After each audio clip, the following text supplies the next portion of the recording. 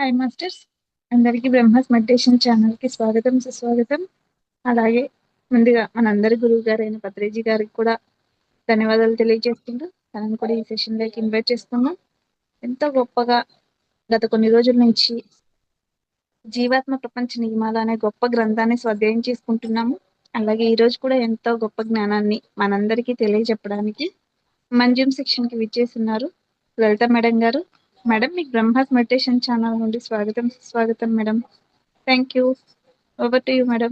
Okay అమ్మా, thank you very much. ముందుగా బ్రహ్మశ్రీ సుభాష్ పత్రి అందరి గురువు గారైన పత్రిజీకి వందనం. నా ఆత్మపూర్వక ధ్యాన సాష్టాంగ వందనం.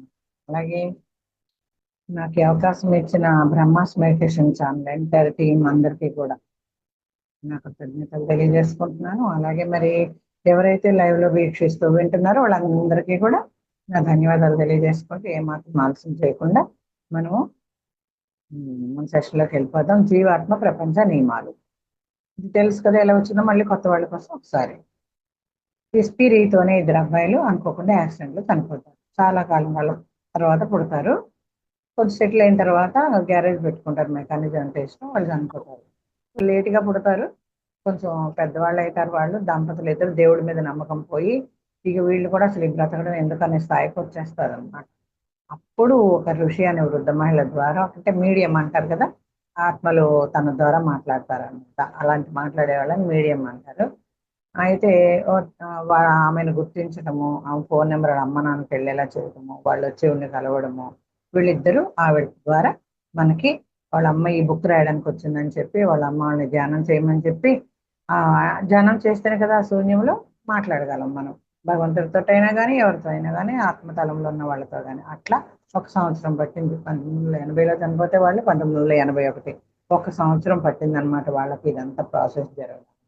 అప్పుడు అట్లా ఈ బుక్ మనకు వచ్చింది. వాళ్ళ అమ్మగారికి చెప్తారు, ఇదంతా బుక్ రాయడానికి వచ్చావమ్మ నువ్వు, కాబట్టి ఇదంతా జరిగింది అని చెప్పి వాళ్ళ అమ్మగారి చేత మొత్తం లోకంలో అందరికీ ఉపయోగపడాలి భగవంతుడి నియమాలు అనేసి, ఎలా ఉండాలి ఎలా ఉండకూడదు అదంతా కూడా కథలుగా మధ్యలో కథలు చెప్తూ ఇట్లా అంతా చెప్తున్నారు అనమాట. ఓకే, మరి ఈ రోజు ఎక్కడికి వచ్చామంటే జూన్ 8వ తారీఖు వచ్చాం. ఏప్రిల్ 14లో స్టార్ట్ అయింది ఇది. ఇప్పుడు ఏప్రిల్ 14 అయిపోయింది, మే నెల అయిపోయింది, ఇప్పుడు జూన్లోకి వచ్చేసాం అనమాట.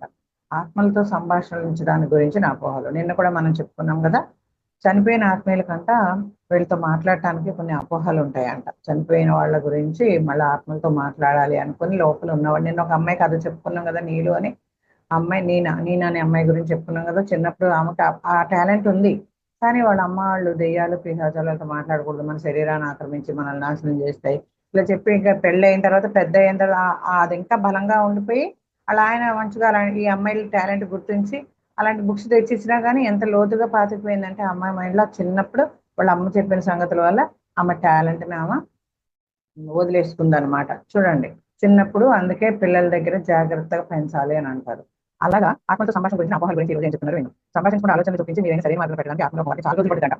కాబట్టి ఇలాంటి అపోహలు అంటున్నారు. కొన్ని గంటల్లోనే మీకు అర్థమయ్యేలా నేను చెప్పగలమంటున్నారు. కాకపోతే అలాంటి వారికి కొంచెం టైం పడుతుంది అంటున్నారు. అయితే వాళ్ళ పరిస్థితి అయితే ఆటంకం ఉండదు అక్కడ. కాబట్టి నేను ఇంతకు ముందు చెప్పినట్టుగా ఉన్నత స్థాయిలో ఉన్న ఒక కవలాత్మ మరో ఆత్మ ఎదగడం కోసం నిరీక్షిస్తూ కవలాత్మ మరింత కింద పడుకోవడానికి బాగా శ్రమిస్తున్నాను. అయితే ఉన్నత స్థాయిలో ఉన్న కవలాత్మ భూలోకంలో ఆత్మకు ఆలోచన చూపించాలన్న, భూలోకంలోని ఆత్మకు నిలబడి వాటిని వినడానికి కూడా నిర్లక్ష్యం చేయించాను. కవలాత్మ గురించి నేను చెప్పుకున్నాను కదా, అక్కడ ప్రయత్నించినా కూడా ఇక్కడ ఒక్కోరు. కాబట్టి కొన్ని ఏళ్ళు నిరీక్షించాల్సి వస్తుందంట. వాళ్ళు బాధలు చెప్పుకున్నారు అనమాట. కాబట్టి అపోహలు అని ఇంకా ఏం చెప్తున్నారంటే, నేరభావంతో అంతరాత్మ వారిని మాట్లాడకుండా ఆపుతుందా అడుగుతున్నారు. చూడండి, నిజమైన పవిత్రాత్మలు ఋషులకు చనిపోయిన వారి ఆత్మల లోకంతో వారిని సంభాషించే శక్తి ఉంటుందంట. అంటే ఋషులు మునులు జ్ఞానులు లాంటి వాళ్ళకి ఆత్మల కొంత వారిని సంభాషించడం అలాంటి శక్తి ఉంటుంది వాళ్ళు. ఒకవేళ సంభాషించడం వల్ల వాళ్ళ ప్రగతికి ఆటంకం అయితే ఉన్నత తరాలకు ఈ శక్తి ఉంటుందా వెళ్ళడానికి అడుగుతున్నారు. కొందరు ఇలా అనుకోవచ్చు. కొంతమంది ఏమంటారు, జాగ్రత్త చెడాత్మలు శరీరాన్ని ఆక్రమించుకుంటాయి, వినాశనం అయిపోతాయి. కాబట్టి అలా చెప్పినప్పుడు ఏమంటే మీరు చెడ్డవారా, చెడుని ఆకర్షిస్తారు. మీరు చెడ్డవారైతే చెడు తప్పకుండా చెడుని ఆకర్షిస్తుంది. కనుక ఆత్మలతో మాట్లాడాలని భయపడాలి అలాంటి ఆత్మలతో. కాబట్టి ఒకవేళ మీరు చెడు ఆత్మలను ఆకర్షిస్తే అవి భౌతిక మనసును ఆకర్షిస్తాయి. కానీ మీరు సదాత్మలు అయితే చనిపోయిన సదాత్మతో సంభాషించినట్లయితే మీకు దానివల్ల హాని జరగదు. కాబట్టి చెడుని ఆకర్షిస్తుంది, మంచిని ఆకర్షిస్తుంది. సదాత్మలు తప్పనిసరిగా మిమ్మల్ని రక్షిస్తాయి. సదాత్మతో నిరంతరం సంభాషిస్తూ ఉంటే మీ లింక్ తెలియకుండా ఉన్నప్పుడు, మనకి సిల్వర్ కార్డ్ అయితే ఉంటుందో అట్లా లింక్ తెలియకుండా ఉన్నప్పుడు మీరు పూర్తిగా సురక్షితంగా ఉంటారు. చెడ్డవారిని లోనికి రానికుండా మీ వాటి సాటిని మూసినట్టే చెడ్డ ఆత్మని మనసులోకి ప్రవేశించకుండా మానసిక ద్వారాలు మూసి ఉంచాలి. ఇంత ప్రక్రియ చేయాలి. ఇంకా ఏం చెప్తున్నారంటే హెడ్లైన్స్ వాళ్ళు ప్రయత్నం లేక మీ అందరూ మీరు ప్రయత్నించవద్దు. ఇక్కడ మనకు ఒక సూచన ఇచ్చారు వాళ్ళు. చెడాత్మలు మాట్లాడాల్సిన అవసరం అయితే లేదు, కానీ మనం చూసుకుంటే వెళ్ళిపోవచ్చు. కాకపోతే ఇందులో మనకు తెలుసుకుంటే మంచిది అన్నట్టు చెప్తున్నారు అనమాట. అప్రయత్నం లేకమంటే తెలియదు, మనకు తెలుసు కదా, వంట పెట్టాలని ధ్యానంలో వెళ్ళిపోతుంది. అప్రయత్నం లేకనాన్ని మీ అంతటి మీరు ప్రయత్నించకండి. తగిన సూచన లేకుండా మీ అంతటి మీరే అప్రయత్న లేఖనాన్ని అభ్యాసం చేయడం వల్ల చాలా ప్రమాదకరము. కేవలం అనుభవం ఉన్న అంతకుముందే లింక్ ఉన్న వ్యక్తి మీ లింకులో చేరవచ్చు. దీనివల్ల వ్యతిరేక జోక్యాలు ఏవి మీకు హాని కలిగించే వీలుండదు. కాబట్టి ఋషి అనే వృద్ధాత్మ ద్వారా కదా ఈ బుక్ అంతా ఆ పిల్లలిద్దరూ ఆవిడ ద్వారా మాట్లాడుతున్నారు వాళ్ళ అమ్మతో. అట్లా ఒక లింకు అంటే మీడియం అని చెప్పుకున్నాం కదా, అలా ఒక అన్ని తెలిసిన వాళ్ళు ఒకళ్ళు ఉంటే లింకు వాళ్ళ ద్వారా మాట్లాడొచ్చు. కానీ మీ అంతట మీరు ఇవన్నీ పుస్తకం చదివేసో వినేసో మీ అంతట మీరు ఆటో రైటింగ్ కార్యక్రమం చేస్తారేమో, అలాంటివి ఏం చేయొద్దు అని సూచిస్తున్నారు ఇక్కడ. అయితే అసలు ఆత్మలతో సంభాషించడం అంటే భయం ఎందుకు? ఇప్పుడు మనం 9వ తారీఖు వచ్చాం జూన్లో. మూఢనమ్మకాల వలన జీవితాలపై ఆధిపత్యం చెలాయించిన రోజులు పోయాయి. చూడండి, ఇది అండర్లైన్ చేసుకోవాల్సిన విషయం. మూఢనమ్మకాల వల్ల మన జీవితాలపై ఆధిపత్యం చెలాయించిన రోజులు పోయాయి. కాబట్టి మూఢనమ్మకాల్ని తీసేయండి మైండ్లోంచి. అమావాస్యని అదని ఏదో శుక్రవారం డబ్బులు ఇవ్వకూడదని, ఇంకా చాలా చాలా ఏవో ఉంటాయి. ఇంకా చనిపోయిన వాళ్ళ ఇంటికి వెళ్ళి పలకరిస్తే ఇంకోళ్ళ ఇంటికి వెళ్ళకూడదని, శుక్రవారం వెళ్ళకూడదు, 3వ నెల వెళ్ళకూడదు, ఇంకా చాలా ఉంటాయి. మా నాన్నగారు వాళ్ళు అలా పెంచలేదు కాబట్టి అట్లా ఏం మాకు తెలీదు. అంటే నా జన్మ ప్రణాళిక ఇలా ఉంది, ఒక ధ్యానిగా ఉండాలి, ఇక్కడ అపోహలు ఉండకూడదని ప్రణాళిక ఉంది కాబట్టి అబద్ధం చెప్పకుండా ఉండడం, సత్యంలో జీవించడం, ముందు ఎవరికైనా ఇవ్వడం, ఇచ్చేయడం, ఇవన్నీ నేర్పించారు అనమాట. అందులో భాగంగా సెంటిమెంట్లు అలాంటివి ఏం లేవు, పూజలు పునస్కారాలు ఏం లేవు మా ఇంట్లో. ఒక నోవులును వినాయక చవితి అది రెండే. అసలు శుక్రవారం పూజలు, శనివారం పూజలు, ఆ రోజు నాన్ వెజ్ ఇలాంటివి అసలు ఏమీ లేవన్నమాట. కాబట్టి నాకు ఈ జన్మ ప్రణాళిక కొంచెం తేలికైంది ఇప్పుడు. అసలు అంటే మంచి అన్నమాట, ఓన్లీ హెల్ప్ చేయటం ఒక్కటే నేర్పించారు. ఇంకా మంచి చెడు కూడా నేర్పించాలి, లేకపోతే చెడ్డవాళ్ళతో ఎగడం చాలా కష్టం. మంచి చెడు రెండు తెలిసిన మెరకల్ లాగా పెంచాలి పిల్లల్ని. ఇది అండర్లైన్ చేసుకోండి, ఇక్కడ అదే చెప్తున్నారు. కాబట్టి మూఢనమ్మకాలపై ఆధిపత్యం చెలాయించే రోజులు పోయాయంట. పిచ్చివాళ్ళు మాత్రమే ఆత్మలతో మాట్లాడతారని చెప్పే రోజులు గతించాయి. ఆ రోజులు వెళ్ళిపోయాయి. మూఢనమ్మకాలతో పాటు ఈ దెయ్యాలు అపోహలు అవి కూడా పోయాయి. అయితే పిచ్చివాళ్ళు మాత్రమే ఆత్మలతో మాట్లాడతారంట. అంటే ఇప్పుడు ఈ బుక్ రాయడం పిచ్చితనమా? ఆ ఋషి అనే ఆవిడ మీడియంగా పెట్టుకొని ఆ ఋషి పిచ్చిదా, లేకపోతే విస్పీరత వెళ్ళి ఆ లోకంలో ఉండి వీళ్ళ అమ్మతో రాయిస్తున్నారు వాళ్ళు పిచ్చోళ్ళ, లేకపోతే వీళ్ళ కొరిషిద్ భావన గారి పిచ్చోళ్ళ? దయచేసి బుక్ చదవండి, ఇలాంటి అపోహలన్నీ పోగొట్టుకోండి.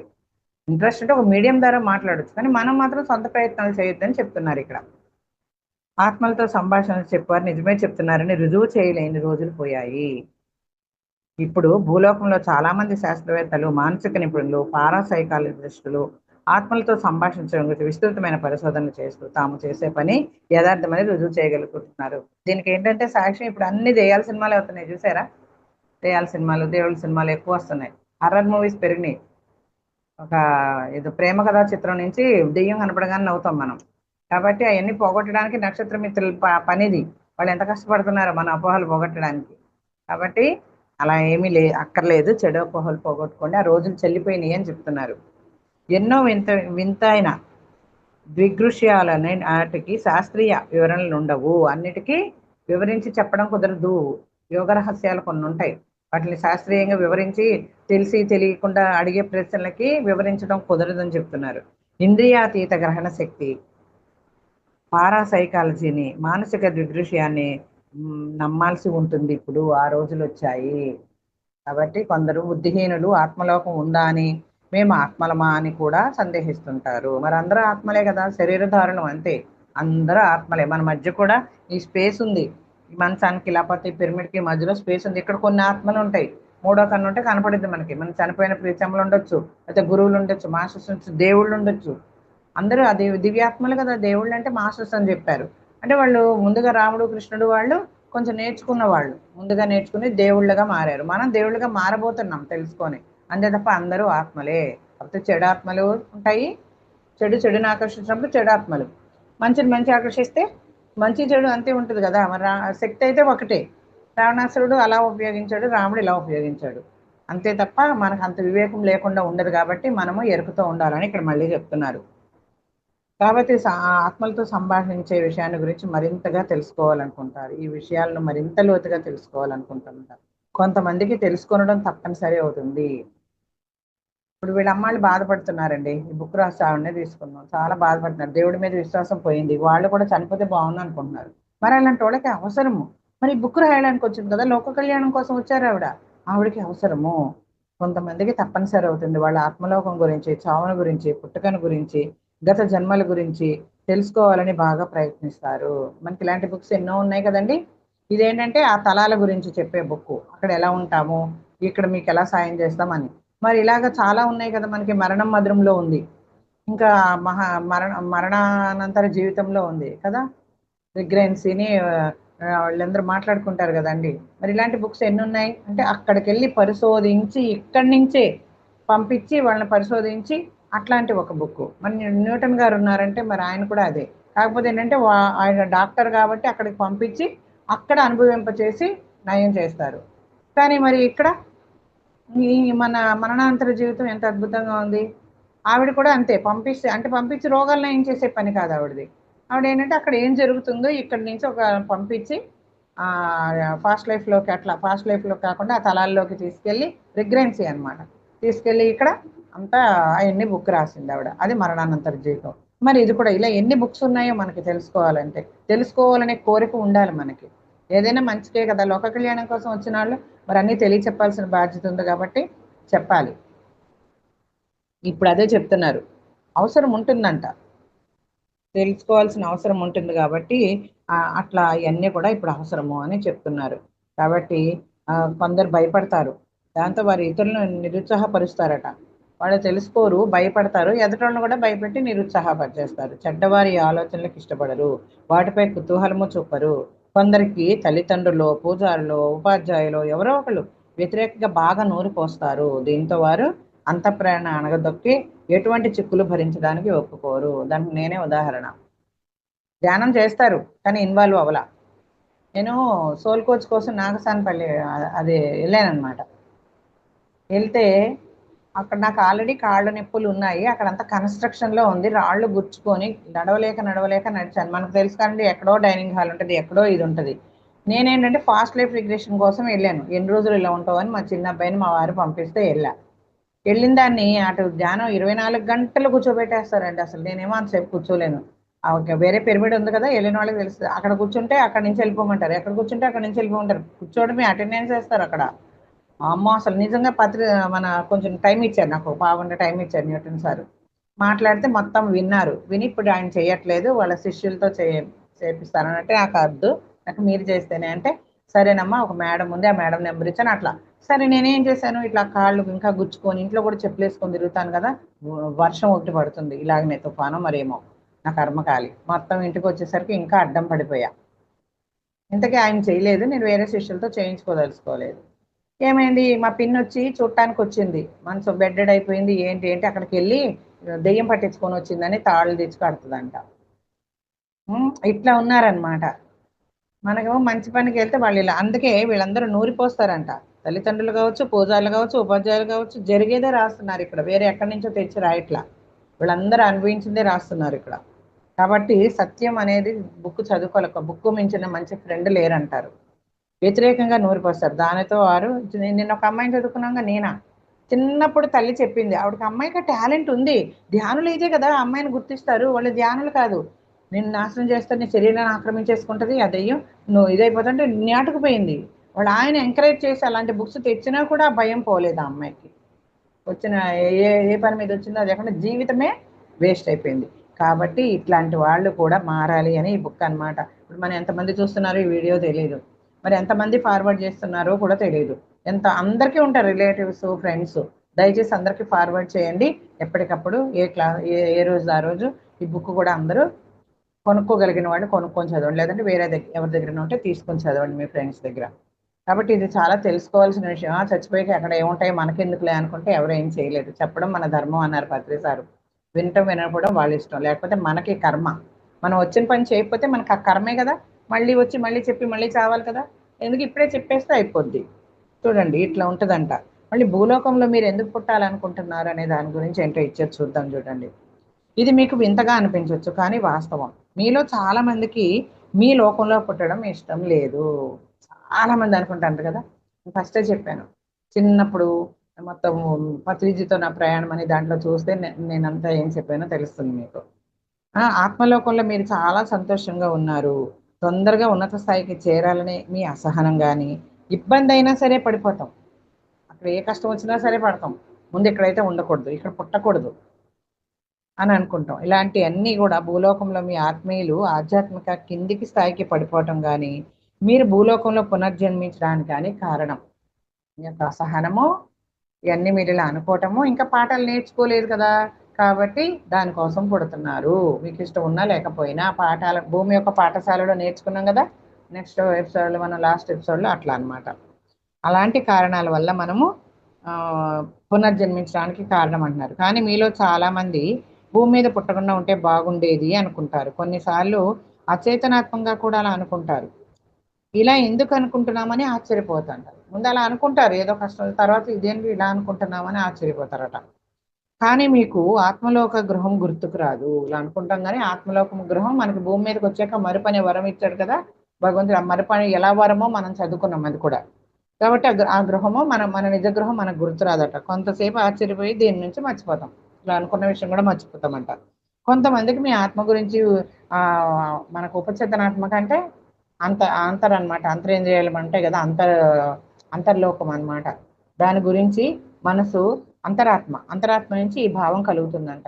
అంతరాత్మ నుంచే కలుగుతుందంట. మీ ఆత్మ నుంచి, మీ అంతరాత్మ నుంచి ఈ భావం పుడుతుంది. దీనితో మీ భౌతిక మనస్సు దీనికి తప్పనిసరిగా వినాల్సి వస్తుంది. అంతరాత్మలో పుడుతుంది కాబట్టి ఈ మనసు వినాల్సి వస్తుందంట. అందుకని ఎందుకు పుట్టాము ఈ భూమి మీద అని మీలో చాలా మంది అనుకుంటారని చెప్తున్నారు. ఆత్మలోకంలో మీరు శిక్షణను, అనుభవాన్ని పొందవచ్చు. కానీ ఉన్నత స్థాయిలకు చేరడానికి ఇక్కడ వేలాది ఏళ్ళు పడతాయి. చాలా ఏళ్ళు పడతాయంట. అక్కడ ఇక్కడే తొందరగా అయిపోతుందంట. చాలా చిన్నది, అందుకే రెప్పపాటి జీవితం అంటారు. అందుకని దీనికి మారుగా కొన్ని వందల ఏళ్లలో ఉన్నత స్థాయికి చేరాలని మీరు ప్రయత్నిస్తారు. భూలోకంలో పుట్టడానికి అదే కారణం, తొందరగా ఫలితాలు కావాలని. అయితే దీనిలో మరింత కిందకి పోయే ప్రమాదము ఉంది. మీ లక్ష్య సాధనకు బాగా సమయం పట్టవచ్చు. కింది ఆవరణలోని ఆత్మలు భూలోకంలో జన్మించటానికి ఇష్టపడతాయి. అందువల్ల వారికి త్వరితంగా ప్రగతి సాధించే అవకాశం కలుగుతుంది. వారు సన్మార్గం తప్పకుండా ఉండగలిగితే, వారి యొక్క సన్మార్గం అంటే మంచి మార్గం కనుక ఉండగలిగితే తప్పకుండా భూలోకంలో పునర్జన్మించడం వలన మంచి ప్రయోజనం ఉంటుంది. 1, 2, 3 ఆవరణలో పడే బాధలు ఎంత తీవ్రంగా ఉంటాయంటే, ఇబ్బంది పడ్డా కానీ మళ్ళీ భూలోకంలోకి జన్మించడమే వారికి మంచిది. పాపము, చెడు ప్రభావాల మూలంగా క్రింది స్థాయిలకు పడిపోయిన సదాత్మలకు భూలోకం స్వర్గమే. ఇక్కడ చెడు చేసుకొని అక్కడ 0 ఆవరణ, 1, 2, 3 ఆవరణలో ఉన్న వాళ్ళకి ఇక్కడ భూలోకం స్వర్గంగానే ఉంటుందట. చాలా ఆత్మలు 1వ ఆవరణలో వేలాది ఏళ్ళు ఉండడం కన్నా ఈ శిక్షలే నయమని భావిస్తాయట ఆ కింది ఆవరణలో ఆత్మలు. 1, 2 ఆవరణలు ఎంత భయంకరంగా ఉంటాయో దీన్ని బట్టి మీరు ఊహించుకోవచ్చు. మనం అన్ని చదువుకునే వచ్చాం కదా ఇక్కడ దాకా. ఆ ఆవరణలో ఉండకుండా తప్పించుకోవడానికి వారు సంతోషంగా, ఇష్టపూర్వకంగానే ఈ భూలోకం రావాలనే శిక్షని ఎంచుకుంటారట. శిక్షణ అనుభవిస్తారట ఈ శిక్షల్ని. 3వ ఆవరణ కూడా ఇలాగే భయంకరం. 3వ ఆవరణలో ఆత్మలు సూర్యదాస్ లాగా ఛాన్స్ తీసుకోవచ్చు. అతను ఏమనుకుంటాడు, 3వ ఆవరణలో కొంచెం బెటర్ కదా, వెలుగు ఉండదు కానీ కొద్దిగా బెటరు. వాళ్ళు ఏమనుకుంటారంటే నేను మళ్ళీ వచ్చి నన్ను నేను మార్చుకొని ఒక క్రూరురాలైన తల్లికి పుట్టాలి. ఎందుకంటే ఇక్కడ కష్టం పడితేనే కదా అక్కడికి వెళ్తాం స్వర్గంలో. కానీ ఇందాక మనం చదువుకున్నాం కదా నెక్స్ట్ ఎపిసోడ్లో. కాబట్టి అతను 3వ ఆవరణలో కొంచెం భగవంతుని వేడుకున్నాడు కాబట్టి, అతను ఎంచుకున్నాడు కాబట్టి తను క్రూరాలైన తల్లికి పుట్టి తను కూడా కిందకి పడిపోయాడు. తర్వాత ఎవరో వచ్చారు, అతను ఇతని ప్రభావంలో పడిపోయాడు. తర్వాత ఇంకా ఇంకా ఇంకా ఒక వెన్నెముక లేని ఒక మంచి సదాత్మ వచ్చింది. ఆడి కూడా ఇటు ప్రభావంలోంచి ఒక చక్కగా అప్పుడు ఆ నీళ్ళు ఒక రిక్వెస్ట్ తోటి ఒక ఉన్నత సదాత్మ వచ్చి ఒక ఫకీర్ వేషంలో వీళ్ళందరినీ గట్టెక్కించింది. చూడండి ఎంత టైం పట్టేస్తుందో. ఎంచుకొని వచ్చి మర్చిపోతాం, అందులో కూరుకుపోతాం, వేరే వాళ్ళని కూడా మన ప్రభావంలో లాగేస్తాం, దానివల్ల ఇంకా కిందకి వెళ్ళిపోతాం. కాబట్టి ఇక్కడ ఏం చెప్తున్నారంటే ఆవరణలో ఉండకుండా తప్పించుకునేవారు ఇలా ఉంటారనమాట.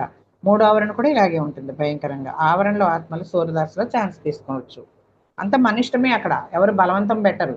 నువ్వు అక్కడ కష్టపడతావా, ఇక్కడ కష్టపడతావా, లేకపోతే ఇక్కడ కష్టపడి అక్కడ సంతోషంగా ఉంటావా, అన్నీ మన ఇష్టమే అంటున్నారు.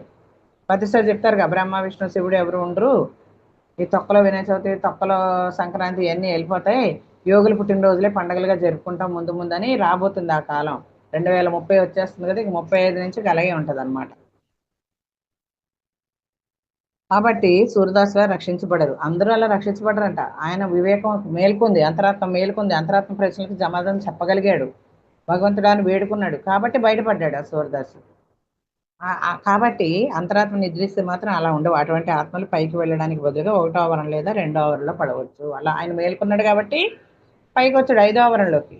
నీలో 5వ ఆవరణలో ఉంది కదా, ఈయన ప్రేమికుడు కదా ఇక్కడ ఉన్నాడు, కాబట్టి ఆవిడ కూడా హెల్ప్ చేసింది కాబట్టి ఇతని అంతరాత్మ కూడా మేలుకుంది కాబట్టి అతను బయటపడ్డాడు అని చెప్తున్నారు.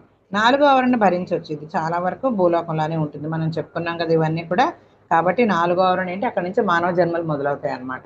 అక్కడ దాకా అలా పడి పడి పడి 4లోకి వస్తారు. 3వ ఆవరణలో వాళ్ళు కొంచెం ప్రయత్నం చేస్తే మళ్ళీ 5లోకి 6లోకి వచ్చేస్తారనమాట. కాబట్టి ఇలా ఉంటుంది, ఇలా ప్రయత్నిస్తాం అనమాట. ఈ కారణాల వల్లే మనము భూలోకంలో మళ్ళీ మళ్ళీ ఎన్ని కారణాలు ఉన్నాయో చూడండి. చావంటే అసలు మీరు ఎందుకు భయపడతారు చూద్దాం అదేంటో. భూలోకంలో పుట్టాక జీవితాన్ని ఎంతగా అనుభవిస్తారంటే చావంటే భయపడేంతగా కొంతమందికి శరీరం ముసలిదై కష్టపడుతున్నా కూడా భూలోకం ఈడు రావడం ఇష్టం ఉండదు. ఏదన్నా ఒంట్లో బాగోపోతే చచ్చిపోతామేమో అని భయపడతారు. ఏడ్చేస్తుంటారు చచ్చిపోతామేమో అని.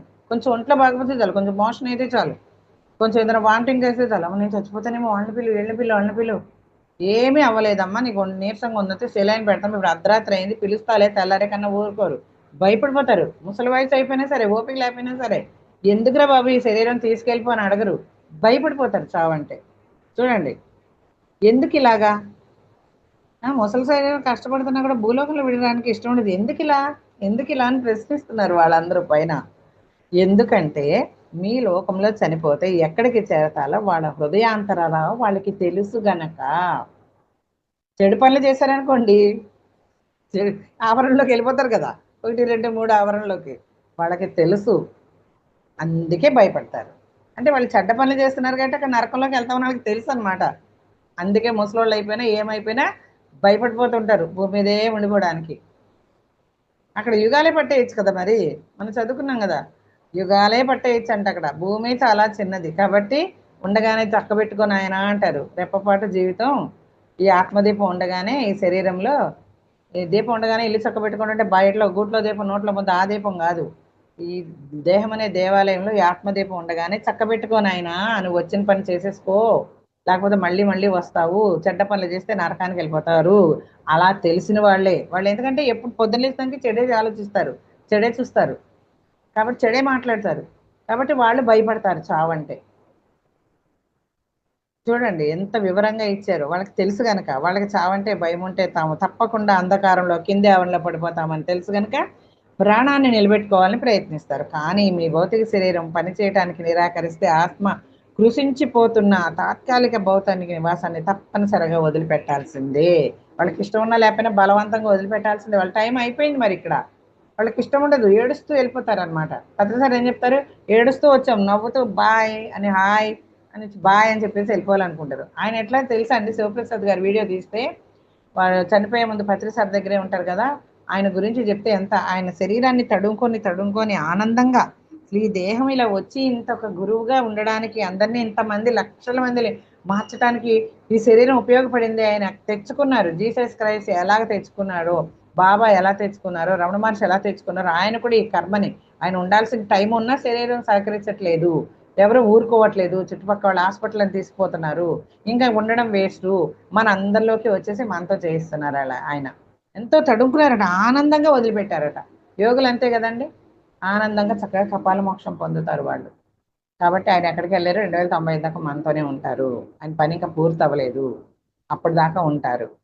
చూడండి ఇలాగా వాళ్ళు కనుక కృంగి కృషించి అందులోనే ఇక్కడే భూలోకంలో ఉండిపోదాం అనుకున్నా కూడా బలవంతంగా వదిలేయకుండా తప్పదట వాళ్ళకి. ఎందుకంటే వాళ్ళ భూమి మీదకి వచ్చిన టైం అయిపోయింది, ఓ జన్మ ఉంది మళ్ళీ. అదేమి వీళ్ళకి తెలియదు, అక్కడ ఎలా ఉంటాయో తెలియదు, మళ్ళీ జన్మిస్తామో లేదో తెలియదు, అక్కడ స్వర్గానికి వెళ్తామో నరకానికి వెళ్తామో తెలియదు, కానీ భయపడిపోతారు. బలవంతంగా వదిలిపెట్టాల్సిందే శరీరం. మీకు ఇష్టమున్నా లేకపోయినా భూలోకంలో మీరు చనిపోవాల్సిందే. యోగులకే తప్పలేదు, మహాయోగులకి. మరి మనం ఎంతండి. భూలోకంలో చాలా మందికి మృత్యు అంటే భయంకరమైనది అనే అభిప్రాయం బలంగా నాటుకుపోయింది. వాళ్ళకి మృత్యు అనే పదం అంటేనే భయం. వాళ్ళలో ఈ భయం పోగొట్టడం అసాధ్యం. వాళ్ళు భూలోకంలోనే ఎక్కువ కాలం బ్రతకాలనుకుంటారు. అటువంటి సదాత్మలు భూలోకాన్ని వీడి ఆత్మలోకంలోని ఉన్నత ప్రదేశాలకు వచ్చినప్పుడు 5, 6, 7 ఆవరణలో అందం, సామరస్యం, ప్రేమలను చూసి ఆశ్చర్యపోతారు. తాము ఇంతగా భయపడ్డామా. చూడండి సదాత్మలు ఉంటాయి కదా, వాళ్ళు భయపడతారు చావంటే. ఎందుకంటే ఏం కొద్దో గొప్ప మంచి పిచ్చి పనులు అంటే పరిస్థితి ప్రభావం వల్ల అట్లా చేసినది ఏమీ తప్పు ఉండదు. లోపల నుంచి ఆత్మలోంచి ఎవరైతే నిజంగా చెడ్డగా ఉంటారో వాళ్ళు నరకానికి పోతారు, కానీ ఆ ఆవరణలోకి కొంచెం మంచి ఆత్మలు పరిస్థితులను బట్టి సిచ్యువేషన్ బట్టి అట్లా మాట్లాడతారు తప్ప లోపల ఏమీ ఉండదు వాళ్ళకి. వాళ్ళు మాత్రం పైకి వెళ్ళి ఆశ్చర్యపోతారంట. 5, 6, 7 ఆవరణలోకి వెళ్తారు వాళ్ళు డైరెక్ట్గా. ఇదేంటి ఇంత స్వర్గంలో ఉంది, ఇంత ఆనందంగా ఉంది, ప్రకృతి సౌందర్యం కానీ మనుషులు కానీ టెలిపతి ద్వారానే కదా మాటలుండు, ఇంత బాగుంది, నేను అనవసరంగా భయపడ్డానే అనుకుంటారంట. దుష్టాత్మలు ఇలా అనుకుంటే, సదాత్మలు ఇలా అనుకుంటే అంట. చూడండి ఎంత బాగుంది కదా ఇది. ఇంకా ఇక్కడ ఆత్మహత్య మహాపాపం. ఆత్మహత్య చేసుకుంటే ఎట్లా ఉంటుంది అనేది, ఆత్మహత్య చేసుకోకుండా ఎందుకు మంచిది అనేది ఇలా చెప్తున్నారు. చాలా తప్పు ఆత్మహత్య అనేది చెప్తున్నారు అనమాట. కాకపోతే మళ్ళీ మళ్ళీ ఇంకా ఎక్కువ కాలం ఈ బాధలు పడాల్సి వస్తుందట. ఈ భౌతిక శరీరం నుంచి అయితే తాత్కాలికంగా విముక్తి లభిస్తుంది, కానీ శాశ్వతంగా మీ ఆత్మకి హాని కలుగుతుంది అని చెప్తున్నారు. మనం జూన్ 11వ తారీఖులోకి వచ్చేసాము. ఉన్నత సదాత్మల గురించి మళ్ళీ ఒకసారి తెలుసుకుందాం. ఒక్కడే దేవుడు ఉన్నాడు కదా, సర్వశక్తివంతమైన భగవంతుడు. కానీ మన ప్రియమైన భగవంతునికి సాయం చేయడానికి చూడండి ఎన్నో ఆత్మలు ఉన్నాయంట. ప్రతి ఆత్మను ఎన్ని రకాల ఆత్మలు ఉన్నాయో, భగవంతుడికి ఎన్ని రకాల సదాత్మలు సహాయం చేస్తున్నాయో చూసుకుందాం. ఇక్కడ భగవంతుడు ఉన్నాడు. ఇప్పుడు చూడండి మనం ఉంటాం, చాలా డబ్బున్న వాళ్ళు ఉంటారు. వాళ్ళకి ఏమంటారు, తోట పని చేయడానికి ఒకళ్ళు ఉంటారు, వంట పని చేయడానికి ఒకళ్ళు ఉంటారు, ఇంటి పని చేయడానికి ఒకళ్ళు ఉంటారు కదా, రకరకాలుగా ఉంటారు. ఇంట్లో పని వేరే పని చేయడానికి ఒకళ్ళు ఉంటారు, వంటక అట్లా. భగవంతుడికి ఎన్ని సదాత్మలు ఉంటాయో చూడండి హెల్ప్ చేయడానికి. అన్నీ ఆయనే చూసుకోలేడు కదా. ప్రతి ఆత్మను స్వచ్ఛంగా, నిజాయితీగా, ప్రేమించేదిగా, అర్థం చేసుకునేదిగా, మంచిగా వివేకం కలిగిందిగా చేయటానికి ఈ ఆత్మలు ఆయనకు సహాయపడతాయి. ఇన్ని రకాలుగా ఇన్ని ఆత్మలు సహాయపడతాయి. ఒకళ్ళు ఏం చేస్తారంటే ప్రతి ఆత్మను వివేకం కలిగే దానిలో ఉంచడానికి, ఇంకో ఆత్మ ఏంటంటే ప్రేమించేదిగా ఉండడానికి, ఇంకో ఆత్మ నిజాయితీగా ఉంచడానికి, ఇంకో ఆత్మ స్వచ్ఛంగా ఉంచడానికి, ఇంకో ఆత్మ అర్థం చేసుకునేదిగా, మంచిగా ఉంచడానికి. ఇలాగా రకరకాల సదాత్మలు భగవంతుడికి నిన్న చెప్పుకున్నాక సదాత్మ హాస్టల్గా మన దగ్గరే ఉంటాయి. మనల్ని కష్టాల్లోకి పోనివ్వు, మనకి బాధారుస్తారు, అన్నీ చేస్తారు. కాబట్టి వీళ్ళు భగవంతుడి దూతలు అని చెప్పుకోవచ్చు. భగవంతుడి దూతలు అంటే మళ్ళీ వేరు, జీసస్ ఇట్లా చెప్పుకోవచ్చు. ఈ సదాత్మలు మనకు కనపడకుండా మనల్ని కాపాడుతూ ఉంటాయి అన్నమాట. ఇన్ని రకాలుగా ప్రేమ కలిగిస్తాయి, ప్రేరేపిస్తాయి. ఇలాంటి మంచి పనులన్నీ చేస్తూ భగవంతుడికి వీళ్ళు ఉంటారనమాట. కాబట్టి వీళ్ళని ఏమంటారంటే అవధూతలు చెప్పలేదు, దూతలు అనే చెప్పలేదు. ఇక్కడ చాలా సదాత్మలు ఉంటాయట సాయం చేయడానికి. ఎన్నో ఆత్మలు ఉంటాయి, సహాయపడతాయంట ఈ సదాత్మల స్వచ్ఛంగా ఉంచడానికి. అయితే ఈ సహాయకులు మనందరిలాగానే మనుషులు భూలోకంలోని వారేం అనుభవిస్తారో, ఆత్మలోకంలో కూడా వారేం అనిపిస్తారో వీరు అదే అనిపిస్తారట. ఈ సదాత్మలు అంటే భూలోకంలో మనం ఏమేమి అనిపిస్తున్నామో అక్కడ వాళ్ళు కూడా అలాగే అనుభవిస్తూ ఉంటారట. ఎందుకంటే మనల్ని పాపం మన దగ్గరికి వచ్చి మన కూడా ఉండి మనకు అన్ని ఇలాంటి మంచి పనులు చేయడానికి ప్రేరేపిస్తూ ఉంటారు కదా. భగవంతుడు ఆజ్ఞ మేరకు భగవంతుడు దగ్గర పనిచేసేవాళ్ళు కదా, వీళ్ళందరూ హెల్ప్ చేసేవాళ్ళు కదా.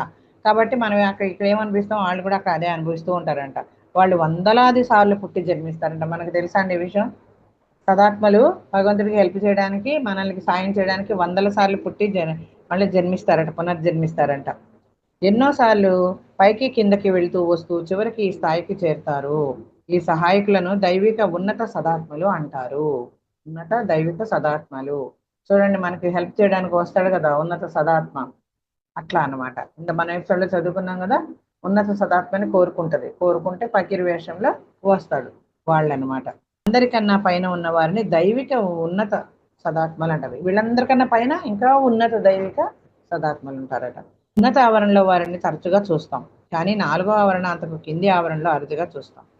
వారు తమ పనిని సులభంగా చేసుకోవటానికి వీలుగా అదృశ్యంగా ఉండేందుకు ఇష్టపడతారు. మనం చెప్పుకున్నాం రక్షణ వలయం వేసుకొని కింద ఆవరణలోకి వెళ్తారు ఈ సదాత్మలు. ఇక్కడైతే వాళ్ళకి రక్షణ కోసం అవసరం లేదనమాట. చెడ్డవారిని పాపాత్మలు బాగు చేయడంలో చాలా సఫలమవుతారు. మంచేదో చెడేదో వారికి చెప్తారు. తక్కువ కష్టంతో త్వరితంగా తమ కర్మను ఎలా చెల్లించుకోవాలో సూచనలు ఇస్తారట. కాబట్టి మనం ధ్యానం చేసి ఆ సూచనలన్నీ అందుకోవాలి. మనకి ఎలా వస్తున్నాయి మంచి మంచి ఆలోచనలు, మంచిగా అలా చేయాలి, పిరమిడ్ కట్టాలి, లేకపోతే ఇలా చేయాలి, ఇక్కడ క్లాస్ చెప్పాలి, ఇలాంటి ఆలోచనలు ఎందుకు వస్తున్నాయంటే ఆ సదాత్మల ప్రేరణ వల్ల. వీళ్ళందరూ భగవంతుడు హెల్పర్స్ అనమాట. వాళ్ళు మనకి ఇలా కలిగిస్తారు. ఉన్నత ఆవరణలకు త్వరగా ఎలా వెళ్ళొచ్చో వీళ్ళు చెప్తారట. వాళ్ళు మా సమీపానికి వచ్చినప్పుడు మాకు సంతోషంగా ఉల్లాసంగా ఉంటుంది. ఈ స్పీరతు ఏం చెప్తున్నారంటే వాళ్ళు వీళ్ళ దగ్గరికి వచ్చినప్పుడు అంట, ఉన్నత సదాత్మలు వీళ్ళ దగ్గరికి వచ్చినప్పుడు చక్కగా మంచిగా ఉల్లాసంగా ఉత్సాహంగా ఉంటుంది. మాకు ఏదైనా సాయం కావాలంటే వారు వెంటనే చేస్తారు.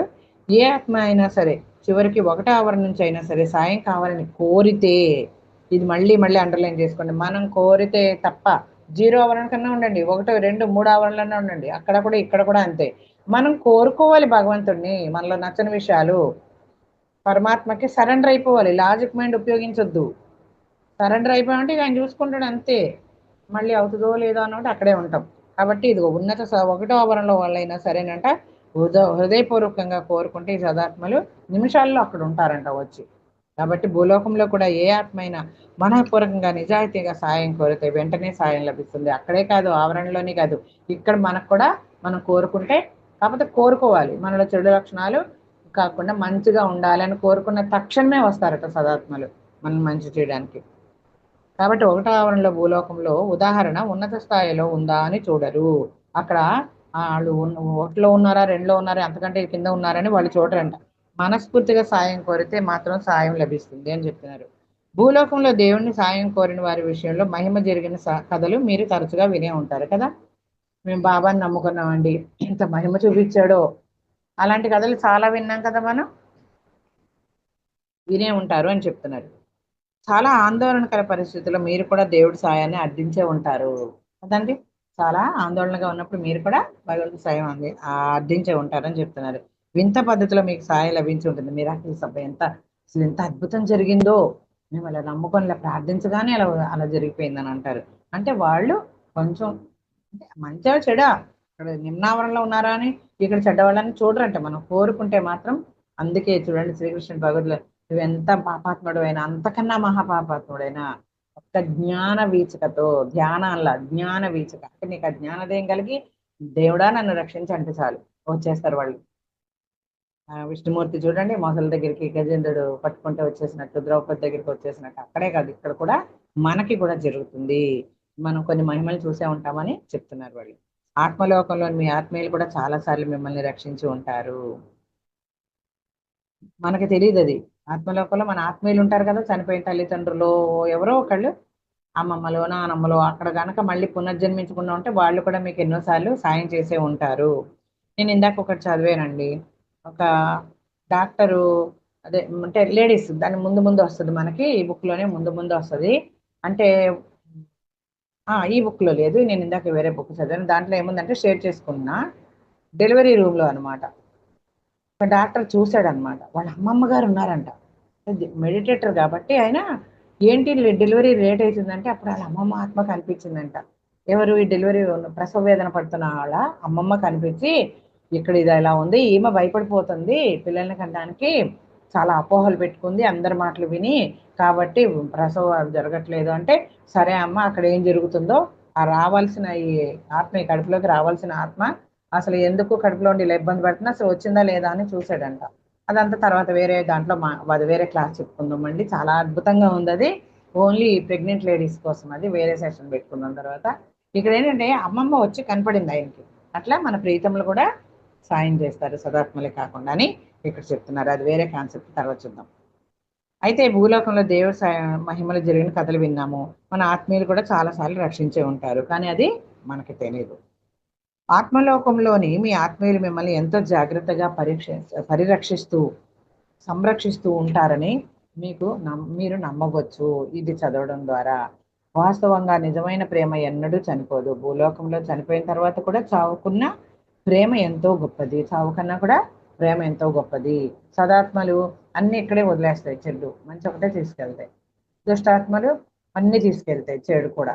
కాబట్టి ఇక్కడ అక్కడ కూడా చావు కన్నా కూడా ప్రేమే గొప్పది, కాబట్టి ప్రేమ శాశ్వతం. కాబట్టి చావు అనేది మార్పు అంతే, ప్రేమ మాత్రం శాశ్వతం. ఒక ప్రపంచం నుంచి మరో ప్రపంచానికి, ఒక శరీరం నుంచి మరో శరీరానికి, భూలోకం నుంచి స్వర్గానికో నరకానికో చావు గొప్పదేమీ కాదు, ప్రేమే విశిష్టమైనది, గొప్పది అని చెప్తున్నారు. మరి దేవదూతలకు మనం రెక్కలు ఉంటాయి అనుకుంటాం కదండి, వాళ్ళకి రెక్కలు ఉండవంట. వాళ్ళు ఎగురుతున్నప్పుడు, వేగంగా కదులుతున్నప్పుడు కనుక వాళ్ళ బట్టలే మనకి రెక్కల్లా కనిపిస్తాయంట. ఏంజల్ ఏంజల్ అంటాం కదా మనము, అలాగా వాళ్ళకి అట్లా కనిపిస్తాయి అని చెప్తున్నారు ఇక్కడ. సర్వశక్తివంతమైన భగవంతుడి సహాయకుల గురించి మరి కొంచెం తెలుసుకుందాం. అంటే ఇక్కడ వాళ్ళని కూడా సదాత్మలే అంటా ఉంటారు, దేవదూతలు అంటాం మనం కొంతమంది. వాళ్ళకి రెక్కలు ఏమి ఉండవు, వాళ్ళు ఎగురుతున్నప్పుడు, వాళ్ళు అంటే ఎగురుతున్నప్పుడు అని ఇవ్వలేదు, ఇక్కడ కదులుతారు కదా వేగంగా మనకు సాయం చేయడానికి, ఏంజల్స్ కూడా కోరుకోగానే వస్తారు కదా, వాళ్ళకి రెక్కలు అయితే ఉండవంట. వాళ్ళు బట్టలే వేగంగా కదులుతున్నప్పుడు రెక్కల్లా కనిపిస్తాయంట. మానవ రూపాన్ని ధరించే శక్తి వాళ్ళకి ఉన్నట్టుగానే నమ్మని వారిని నమ్మించడానికి రెక్కలు కూడా వాళ్ళు సృష్టించుకోగలరు. అందువలన భూలోకంలోని ఆత్మలు రెక్కలు చూసి దేవదూత సందేశం ఇచ్చాడని, దేవుడు తనకు సాయం చేశాడని అనుకుంటారు అని చెప్తున్నారు. ఉన్నత సదాత్మలు చాలా వినయంగా దయగా అర్థం చేసుకోగలిగి ఉంటారు. సర్వశక్తివంతుడైన భగవంతుడి నియమాలను కూడా కొందరు విషయాల్లో మార్చగలరు. భగవంతుడి నియమాలు ఆచరిస్తే కూడా కొందరు మార్చగలరు. ఈ దేవదూతలు వాళ్ళని మార్చుతారు అనమాట. అంటే మనము మంచిగా ఉండడానికి ప్రయత్నం చేయాలి, భగవంతుడి నియమాల్ని పాటించాలి. మనం చదువుకున్నాం కదా ముందు ముందు పేజీల్లో అట్లా అనమాట. కాబట్టి మనం ఆ నియమాలు పాటిస్తే అప్పుడు మనం సదాత్మకంగా ఉంటాం. మనకు కూడా కష్టకాలంలో వాళ్ళు రక్షిస్తారనమాట. కాబట్టి భగవంతుడి అనుమతి అడిగి వస్తారు. మనం అడగగానే వాళ్ళు వచ్చారు. అంటే అడగాలి. వాళ్ళ నియమం ఏంటంటే మనం అడిగితేనే రావాలని వాళ్ళకి ఒక నియమం ఉంటుంది ఏంజల్స్కి. అప్పుడు వాళ్ళు కూడా వీళ్ళు మాకు పిలుస్తున్నారండి భగవంతుడి అనుమతి కోరుకొని వస్తారు వాళ్ళు. అత్యవసరమైనప్పుడు ఈ అనుమతి సెకండ్లు నిమిషాల్లోనే వచ్చేస్తుంది. సెకండ్లు తక్షణమే అవసరం కానప్పుడు అది రావడానికి కొన్ని గంటలు, కొన్ని రావడం మాత్రం పక్కా అంటాడు కదా, అదేదో సినిమాలో పవన్ కళ్యాణ్ గోపాల సినిమా, రావడం లేట్ అవుతుందేమో కానీ రావడం మాత్రం పక్కా అంటాడు. అట్లాగే చెప్తుంది అనమాట. కొన్ని రోజుల్లో కొన్ని గంటలో పట్టచ్చు, కాదు సెకండ్లో వచ్చేది అత్యవసరం అయితే. కాకపోతే కొన్ని గంటలో రోజులో పట్టచ్చట. అనుమతించడానికి వీలు లేనిది మేము కావాలనుకున్నప్పుడు మా ఆవరణకు అధిపతిని అడుగుతాము. అనుమతించడానికి వీలు లేనప్పుడు ఆ ఆవరణకి ఆవరణలు ఉన్నాయి కదా, 0 నుంచి 1, 2, 3, 7 దాకా ఆ ఆవరణల యొక్క అధిపతులు, ఒక్కొక్క దానికి ఒక అధిపతి ఉంటారు. మా ఇల్లు ఏ ఆవరణలో ఉన్నారో ఆవరణ 7 ఆవరణలోకి ఉన్నారు ఇప్పుడు వీళ్ళు. విస్పిరతి ఎక్కడున్నారు, మొన్నటి దాకా రావడం 6 ఆవరణలోకి వచ్చేసారు. చూడండి ఎంత మంచి సదాత్మలు వాళ్ళు. ఇప్పుడు 7 ఆవరణలో ఉన్నారు. ఒక ఆవరణకి ఒక అధిపతి ఉంటారు. వీళ్ళు ఏదైనా అవసరం అనుకున్నప్పుడు ఏ ఆవరణకి అధిపతి ఉంటాడు కదా, ఆ అధిపతిని అడుగుతారట. అప్పుడు అధిపతిని అనుమతించడానికి వీలు లేకపోతే కావాలనుకున్నప్పుడు మా ఆవిడని అధిపతిని అడుగుతాము. ఆయన మేము చెప్పేది విని కొన్ని ప్రశ్నలు వేస్తారట. అది నిజమా కాదా అని తెలుసుకొని పంపించడు. రుజువులు సాక్ష్యాలు కావాలి అక్కడ. ఇక్కడలాగా అక్కడ నాటకాలు ఉండవు అనమాట.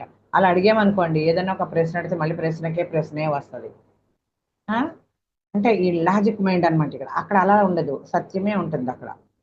కాబట్టి మా అభ్యర్థన ఆయనకు యథార్థం అనిపిస్తే, ఎవరికి హాని చేయడని అనిపిస్తే మా అభ్యర్థనను అత్యున్నత సదాత్మకు వినిపించి సర్వశక్తివంతమైన భగవంతుని అనుమతి తీసుకోమని కోరుతారు. చూడండి. కాబట్టి భూలోకానికి ఆత్మలోకానికి ఉన్న తేడా ఇదే. నేను చెప్పేసాను కదా ఆల్రెడీ, లాజిక్ మైండ్ ఉపయోగిస్తారు ఇక్కడ. ఉపయోగించి వాడు నిజం చెప్తున్నాడా లేదా అని ఆ ప్రశ్న అటు తిప్పి ఇటు తిప్పి ఎడ తిప్పి ఏదైనా అదే ప్రశ్న. అప్పుడు ఎంత చికాకు వస్తుంది కదండి నిజాయితీగా ఉన్న వాళ్ళకి. కానీ అక్కడ భగవంతుడు కూడా అలా అడుగుతాడు. కానీ తేడా ఇది అని చెప్తున్నారు అనమాట. కాబట్టి ఇంకేం చెప్తున్నారంటే వీళ్ళు తేడా ఇదే ఉందమ్మా అని చెప్తున్నారు. మా ఆవరణల పాలకులు వినయంగా మమ్మల్ని అర్థం చేసుకుని దయ కలిగి ఉంటారు కాబట్టి మేము ఎప్పుడైనా వారితో స్వేచ్ఛంగా మాట్లాడగలం. వారు ఎంతో నిజాయితీగా దయగా ప్రేమగా ఉంటారు. వాళ్ళు పూర్తిగా నిస్వార్థంగా ఉంటారు. మేము వారిని పూర్తిగా నమ్ముతాం. వాళ్ళు ఎంతో ప్రేమగా దయగా కొన్ని విషయాలు తప్పు అని, ఇవి ఎందుకు తప్పో కూడా అర్థమయ్యేలా చెప్తారండి. ఇక్కడ ఏదైనా ఒకటి చెప్పారనుకోండి, మనం అడిగామనుకోండి, వివరించి చెప్పరు. నోరు పో, చిన్నపిల్లలు అయితే మరీ కసురుకుంటాం, పెద్ద ఆరిందాలాగా ఎక్కువ అవతలకు అంటాం. కానీ పిల్లలే పెద్దలని బుక్కు చదవండి తెలుస్తుంది. అక్కడ అలా ఉండరు. అది ఎందుకు తప్పు, మనము ఒక పంచి పని కాదప్పుడు ఎందుకు తప్పు చెప్పి చెప్పి మరి అర్థమయ్యేలా చెప్పి పంపిస్తారంట. అక్కడ విసుకోవడాలు ఇలాంటి ఏముండవు అక్కడ. మీకు మాకు అదే తేడా అంటున్నారు. మా కోరికలను వారు ఎన్నడూ మొరటుగా తిరస్కరించరు. అవి తప్ప అనిపిస్తే మాకు వివరించి అవి ఎందుకు సాధ్యం కావో అర్థం చేసుకోవడానికి మాకు సాయం చేస్తారు. వారు ఎంతో హేతుబద్ధంగా ఉండే దయాత్ర హృదయులు. మేము వారిని పూర్తిగా నమ్మి గౌరవిస్తాము. ఇక్కడ కూడా అలా ఉంటే అందరూ అలాగే గౌరవిస్తాం కదండి. ఎంత చులకనగా చూస్తారో, వాళ్ళని వాళ్ళే తప్ప ఎవరిని ప్రేమించుకోరు. ముందు మనల్ని మనమే ప్రేమించుకోవాలి, తర్వాత ఎదుటి వాళ్ళని ప్రేమించాలి. మనకే ప్రేమలో ఉండి ఎవరిని ప్రేమించాలి. కానీ కొంతమంది మన సెల్ఫే ఉంటుంది అనమాట. వాళ్ళకి సుపియారిటీ కాంప్లెక్స్, ఇన్ఫియారిటీ కాంప్లెక్స్ ఉన్న వాళ్ళకి దయ చూపించరు. ఎంత మొరటుగా ప్రవర్తిస్తారో వాళ్ళు. ఇంకా ఇంకా ఇంకా ఇదైపోతారు కదా, కుంచుకుపోతారు కదా. కాకపోతే వాళ్ళు ప్యూర్గా ఉంటారు, కానీ అమాయకులైన ప్యూర్గా ఉంటారు. వాళ్ళని ఎంకరేజ్ చేయాలన్నమాట. చిరంజీవి పాట పాడినప్పుడు చిన్న వాళ్ళని ఎప్పుడు నువ్వు ఆదరించరా, పెద్దవాళ్ళని ఎప్పుడు గౌరవించరా. సినిమాలన్నీ నక్షత్రమిత్రుల ద్వారా వచ్చారని నేను అందుకే ప్రతిదానికి సినిమా ఉదాహరణ చెప్తాను. చిన్నప్పటి నుంచి సినిమాలే అంటే బాగా అప్పుడు అయ్యే ఉన్నాయి. మా మా మా టైంలో సినిమాలే ఉన్నాయి. కాబట్టి సినిమాలే. ఇప్పుడు ఈ సిడి ప్లేయర్లు అవి ఇవి పెట్టడం, పెన్ డ్రైవ్లు కూడా మాకు తెలియదు. టెక్నాలజీ అస్సలు తెలియదు అనమాట. కాబట్టి అక్కడ పూర్తిగా గౌరవాలు ఉంటాయి. ఇక్కడ కూడా నిజంగా అలా మసులుకోవాలని ఈ పుస్తకం చదివి ఇదంతా విని చూసి అందరిని మనలాంటి వాళ్ళే అందరూ సాటి మనిషిని కూడా మానవత్వంతో గౌరవంతో ఆదరిస్తూ ఇలా ఉంటారని నేను వినయపూర్వకంగా వేడుకుంటున్నాను అందరినీ. కాబట్టి మనం మారదాం, బుక్ చదివి విని. మారకపోతే ఎన్నాళ్ళు ఇలా ఎక్కడేసిన గొంతులు అక్కడంటే మళ్ళీ మళ్ళీ రావడం అవసరం అండి భూమి మీదకి? దయచేసి చక్కగా అందరూ ఇది నేర్చుకోవాలని నేను కోరుకుంటున్నాను. వీరు సర్వశక్తివంతుడైన భగవంతుని సహాయకులు కాబట్టి మా ఉన్నత సదాత్మలు మీ దేవదూతలు. ఇంకెందుకు మనకు భయం? దేవదూతలు ఉంటే పక్కన ధ్యానం చేస్తారు, మంచి మంచి మిరాకిల్స్ ప్రతిసారి పిలిచి వాళ్ళతో మిరాకిల్స్ చేపిస్తారు, కానీ భయపడుతుంటారు. సదాత్మలు ఉన్నాయమ్మా అన్న అంటే వాళ్ళు ఇంకా ఇన్వాల్వ్ అవ్వలే పూర్తిగా. వాళ్ళ అపోహలు భయాలు పోగొట్టుకోవాలి. కాబట్టి ఇలాంటివన్నీ పోగొట్టుకోండి. మన కోసం మనం జీవిద్దాము. ఈ భయాలు అపోహలు నూరిపోయడానికి పక్కన చాలా మంది ఉంటారు. మనల్ని వాళ్ళ ప్రలోభాలకి గురి చేయడానికి. మన వాళ్ళ ప్రభావానికి లోను కావద్దు. ఎవరి పర్మిషన్ అవసరం లేదు మనకి. నీతిగా నిజాయితీగా ధర్మ మార్గంలో ఉన్న వాళ్ళకి, సత్య మార్గంలో ఉన్న వాళ్ళకి ఎవరి పర్మిషన్ అవసరం లేదు. అలానే చెప్పాలి, చెప్పకుండా ఉండకూడదు. కాబట్టి మంచి పని ఏది? చూడండి ఇక్కడ మనం సతమతం అయిపోతున్నాం కదా. మంచి పని అంటే ఏంటి? 12 వరకు వచ్చేసాం మనం జూన్. నిస్వార్థంగా చేసే మంచి పనులు మీ ప్రగతికి వరాలు. మంచి పనులు పూర్తిగా నిస్వార్థంగా చేసే పనులే, స్వార్థం ఉండకూడదు. కొంతమంది చూడండి, వాళ్ళకి ఎలాగా అవసరం కాబట్టి చేస్తుంటారు వేరే వాళ్ళకి కదా. అలా ఉండద్దు. మనం చేసే పనిలో కొంచెమైనా స్వార్థం ఉంటే దానిని మంచి పని అనలేము. ఇది స్వార్థపూరితమైన పనే. నిస్వార్థంగా చేసే మంచి పనులు ప్రగతికి వరాలు. అంటే ప్రగతికి అంటే సహనమే ప్రగతి. అంటే ప్రగతి అంటే ఎదగడానికి అనమాట. ఉన్న స్థితి నుంచి ఉన్న స్థితికి అంటే దాన్ని ప్రగతి అని కూడా అంటారు. మిగిలిన అన్నిటికన్నా అవి మిమ్మల్ని వేగంగా పైకి తీసుకొని వెళ్ళగలవు, ఎప్పుడు నిస్వార్థం లేనప్పుడు, నిస్వార్థంగా ఉన్నప్పుడు. దురదృష్టవశాత్తు భూలోకంలోని వారు మంచి పనులన్నింటినీ తమ పాపాలు పోతాయని అవి తమను మన లాస్ట్ చదువుకున్నాం కదండి, ఏంటో పుణ్యమో పాపం ఇవన్నీ అనుకొని చేస్తారు. కాబట్టి ఇలా చేస్తుంటారు. ఈ ఆలోచన మిమ్మల్ని మరింత కిందకే చేస్తుంది. కానీ మనం ఒక అంకుల్ కథ చదువుకున్నాం కదా, ఎంతో గొప్పగా ఉన్నాడు, విగ్రహం కూడా కట్టారు. ఇక్కడ చూస్తానేమో జీరోలో ఉన్నాడు ఆయన, ఒకటిలోనూ జీరోలోనూ ఉన్నాడు. ఇదేంటి అంకుల్ అంటే ఆయన కథంతా చెప్పాడు కదా. ఎలాగ జిమ్మి అంకుల్ కదా, పేరు మార్చారు అనమాట. అప్రయత్నంగా మీరు ఒక మంచి పని చేస్తే, దయతో చేస్తే దానిని గురించి వెంటనే మర్చిపోండి. కుడి చేతితో చేసిన పని ఎడం చేతికి తెలియకూడదని అంటారు. అందుకే యథార్థంగా పశ్చాత్తాపం చెందకుండా క్షమాపణ కోసం మీరు మీ కర్మను చెల్లించుకోవడానికి మంచి పనులు చేస్తే అవి నిస్వార్థంతో చేసే పనులు కావు. అవి మిమ్మల్ని ఎన్నడూ పై స్థాయికి చేర్చలేవు. ఈ విషయాన్ని మీరు గ్రహించాలి. ఒక్క సెకండ్లో మీరు చేసిన మంచి స్వార్థపూరితం అయిపోతుంది. ఆలోచించడానికి ఎక్కువ సమయం దొరకకుండానే దాన్ని మర్చిపోండి. ఆలోచించదు దాని గురించి. మంచి పని చేశాక ఒక స్వార్థపూరిత ఆలోచన రేఖ అయినా సరే మీరు చేసిన మంచిని తుడిచి పెట్టేస్తుందని గుర్తుంచుకోండి. పాపం కప్పిపుచ్చుకోవడానికి మంచి పనులు చేస్తే పాపం పాపమే. కానీ ఇక్కడ చూడండి, కొంచెం స్వార్థపూరితమైనది ఒక్కటైనా సరే, ఆలోచన రేఖ అయినా సరే, స్వార్థపూరితమైన ఆలోచన రేఖ ఒక్కటి ఉన్నా సరే మీరు చేసిన మంచి పనులన్నీ తుడిచిపెట్టుకుపోతాయంట. చూసారా ఇంత లోతైన విషయమో? దీన్ని కూడా మనం అండర్లైన్ చేసుకున్నాం. ఇంకా ప్రతీకారం అట. ప్రతీకారం చెడ్డదని మన అందరికీ తెలుసు. భూలోకంలో వారికి ప్రతీకారం అంటే ఏంటో తెలియదు. మరొకరి గురించి ఈర్ష్యగా ఉంటేనే ఎవరికైనా ప్రతీకారం తీర్చుకోవాలని అనిపిస్తుంది. ఉదాహరణ, పీటర్కు కాంతి అంటే ఈర్ష. ఆమెకు పేరుంది, మంచి మర్యాద కూడా ఉంది. ఇక్కడ ఎవరో పీటర్ కథ చెప్తున్నారు. ఉన్న వ్యక్తి దీనితో పీటర్ ఆమెని తక్కువ చేసి చూపాలనుకున్నాడు. మంచి ఈర్ష్య వల్ల అనమాట. వాడు మంచిగా ఉన్నదాన్ని తక్కువ చేసి చూపాలనుకున్నాడట. కాంతి గురించి వదంతులు ప్రచారం చేస్తాడు, లేదా ఆమెకు ప్రీతములను ఆమెకు వ్యతిరేకులను చేస్తాడు, లేదా మరో రకంగా ఆమెను వేధించి హాని చేయాలనుకుంటాడు. ఇది పూర్తిగా తప్పు. ఇలా చేయటం వల్ల పీటర్ చాలా కింది స్థాయికి పడిపోతాడు. చూడండి, చెడుపుకరా చెడేవో అంటారు. దానివల్ల వీడే కింద స్థాయికి పోతున్నాడు. వాడు మాత్రం బాగానే ఉంటాడు. ఇవాళ రేపు అపోహలు తొలగిపోతాయి, వాడి నిజాయితీని గుర్తిస్తారు. కానీ ఎవరికి నష్టం ఇక్కడ? వాడికే కదా. కాబట్టి కాంతి కనుక పీటర్ ఎంత గొప్పగా ప్రవర్తిస్తున్నాడో, ఎలా హాని చేయడాలో తెలుసుకుందాం.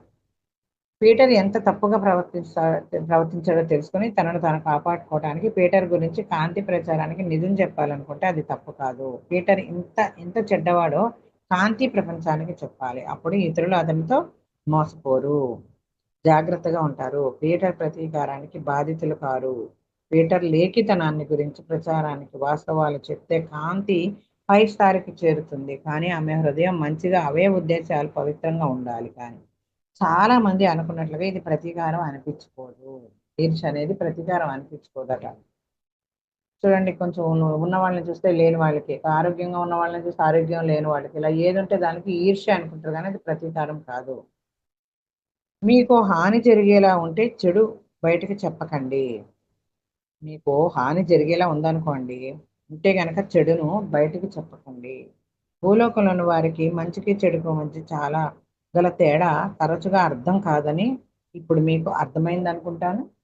ఈర్ష్య ఈర్ష్యే, అది ప్రతీకారం కాదు. భూలోకంలో వాళ్ళకంట మంచికి చెడాకి తేడా తెలియదని ఇప్పుడు మీకు అర్థమైందా ఈ పీటర్ కథ ద్వారా అని చెప్తున్నాను. అయితే సురేష్ కథ ఇంకోటి ఇచ్చారండి మనకి. ఇంకో కథ ఏంటో చూద్దాము.